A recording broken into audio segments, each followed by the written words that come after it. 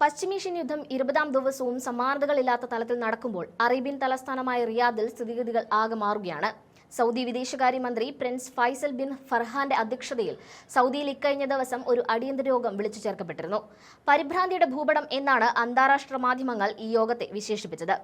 ഇസ്രായേലും അമേരിക്കയും ചേർന്ന് ഇറാനെതിരെ നടത്തുന്ന സൈനിക നീക്കങ്ങൾ തങ്ങളുടെ രാജ്യങ്ങളുടെ നിലനിൽപ്പിനെ തന്നെ ബാധിക്കുന്നു എന്ന തിരിച്ചറിവിലാണ് അറബ് ഇസ്ലാമിക് ലോകത്തെ പ്രധാന രാജ്യങ്ങൾ റിയാദിൽ ഒത്തുചേർന്നത്. സൗദി അറേബ്യയുടെ ക്ഷണം സ്വീകരിച്ച് Egypt, UAE, Iraq, Syria, Algeria, Bosnia, Pakistan എന്നീ രാജ്യങ്ങളുടെ വിദേശകാര്യ മന്ത്രിമാരടക്കമാണ് യോഗത്തിൽ പങ്കുചേർന്നത്. അമേരിക്കയുടെയും ഇസ്രായേലിന്റെയും യുദ്ധക്കൊതി കാരണം തങ്ങളുടെ സാമ്പത്തിക മേഖലകൾ തകരുന്നു എന്ന വലിയ ആശങ്കയിലാണ് രാജ്യങ്ങളെല്ലാം ഒത്തുചേർന്ന് അടിയന്തരമായി ഇത്തരമൊരു യോഗം വിളിച്ചു ചേർത്തതെന്നാണ് അറിയാൻ കഴിയുന്നത്.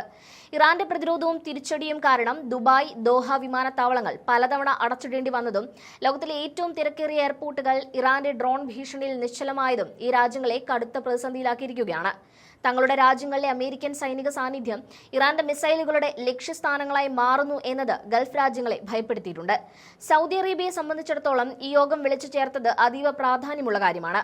ഇസ്രായേലും അമേരിക്കയും ഇറാനുമായി നേരിട്ടുള്ള യുദ്ധം നടത്തുമ്പോൾ അതിന്റെ പ്രത്യാഘാതം ഏറ്റവും കൂടുതൽ അനുഭവിക്കുന്നത് സൗദി അറേബ്യയാണ്. റിയാദിൽ കൊടുമ്പിരി കൊണ്ട ചർച്ചകൾ നടക്കുമ്പോഴും സൗദി അറേബ്യയുടെ ആകാശത്ത് ഇറാന്റെ മിസൈലുകൾ ശക്തമായി ആക്രമണം നടത്തുകയായിരുന്നു. തങ്ങളുടെ എണ്ണ ശുദ്ധീകരണ ശാലകൾക്കും സൈനിക കേന്ദ്രങ്ങൾക്കും നേരെ ഇറാന്റെ പ്രത്യാക്രമണം ഉണ്ടാകുന്നത് തടയാൻ അമേരിക്കയ്ക്ക് മേൽ സമ്മർദ്ദം ചെലുത്തുകയല്ലാതെ സൗദിക്ക് മറ്റ് വഴികളില്ലാത്ത സാഹചര്യമാണ് ഇപ്പോൾ നിലവിലുള്ളത്. ഈജിപ്ത്, പാകിസ്ഥാൻ തുടങ്ങിയ രാജ്യങ്ങളെ സംബന്ധിച്ചും ഈ യുദ്ധം കടുത്ത സാമ്പത്തിക ആഘാതമാണ് സൃഷ്ടിക്കുന്നത്. സുയസ് കനാൽ വഴിയുള്ള വരുമാനം കുത്തനെ ഇടിഞ്ഞത് ഈജിപ്തിനെ ആകമാനം തളർത്തിയിട്ടുണ്ട്. പാകിസ്ഥാനാകട്ടെ തങ്ങളുടെ വലിയൊരു വിഭാഗം ജനത തൊഴിലെടുക്കുന്ന ഗൾഫ് മേഖലയിലെ യുദ്ധം കാരണം കടുത്ത വിദേശ നാണ്യ പ്രതിസന്ധിയിലാണ്. ഇറാന്റെ കരുത്തിന് മുന്നിൽ പതറുന്ന അമേരിക്കൻ ഭരണകൂടം തങ്ങളെ സഹായിക്കാൻ പര്യാപ്തമല്ല എന്ന തിരിച്ചറിവിലാണ് രാജ്യങ്ങൾ ഒത്തുചേർന്ന് യോഗം ചേർന്നതെന്നാണ് അറിയാൻ കഴിയുന്നത്. റിയാദിലെ യോഗം നടന്ന അതേ ദിവസം തന്നെ ഇസ്രായേൽ ഇറാന്റെ ഇന്റലിജൻസ് മന്ത്രിയെ വധിച്ചതായും ഇറാന്റെ നേതൃത്വം പ്രതിസന്ധിയിലാണെന്നും പാശ്ചാത്യ മാധ്യമങ്ങൾ പ്രചരിപ്പിച്ചു. എന്നാൽ ഇതിനെല്ലാം മറുപടിയായി ഇസ്രായേലിന്റെ ഹൃദയഭാഗത്തേക്ക് അത്യാധുനികമായ മിസൈലുകൾ തൊടുത്തുവിട്ടുകൊണ്ട് ഇറാൻ തങ്ങളുടെ ആയുധശേഷി വെളിപ്പെടുത്തുകയാണ് ചെയ്തത്. അമേരിക്കൻ പ്രസിഡന്റ് ഡൊണാൾഡ് ട്രംപ് പോലും ഇറാന്റെ പ്രതിരോധത്തെ ഭയപ്പെടുന്നുണ്ട്. ഇസ്രായേൽ പ്രധാനമന്ത്രി ബെഞ്ചമിൻ നെതന്യാഹുവിനെതിരെ ട്രംപ് പരസ്യമായി അതൃപ്തി പ്രകടിപ്പിച്ചത് ഇതിന്റെ ഭാഗമാണെന്നാണ് വിലയിരുത്തപ്പെടുന്നത്.